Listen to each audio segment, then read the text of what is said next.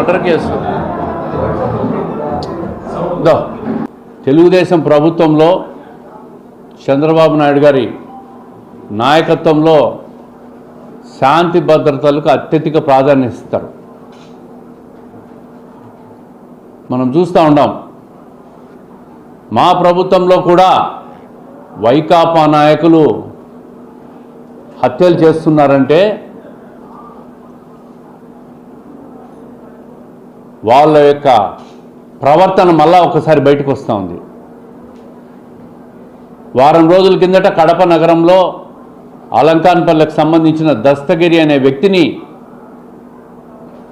నిర్దాక్షిణ్యంగా హత్య చేసి కత్తులతో పొడిస్తే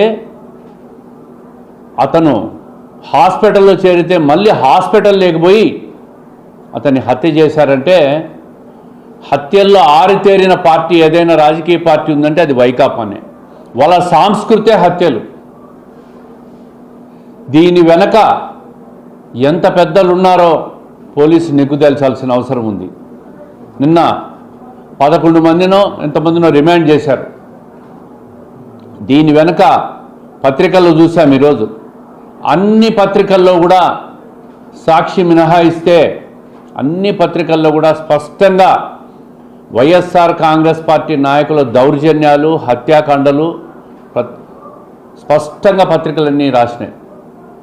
ఎంతమందిని రిమాండ్ చేశారు, ఎంతమంది హత్యలో పాల్గొన్నారు, దీని వెనుక కుట్రదారులు మాజీ డిప్యూటీ మేయర్ నిత్యానంద రెడ్డి ఉన్నట్టు కూడా పత్రికలో స్పష్టంగా చూసాం. పోలీసులకు కూడా అన్ని రకాల ఆధారాలు దొరికినట్టు కూడా పోలీసు వర్గాల నుంచి కూడా సమాచారం ఉంది. నేను ఈ సందర్భంగా ఏం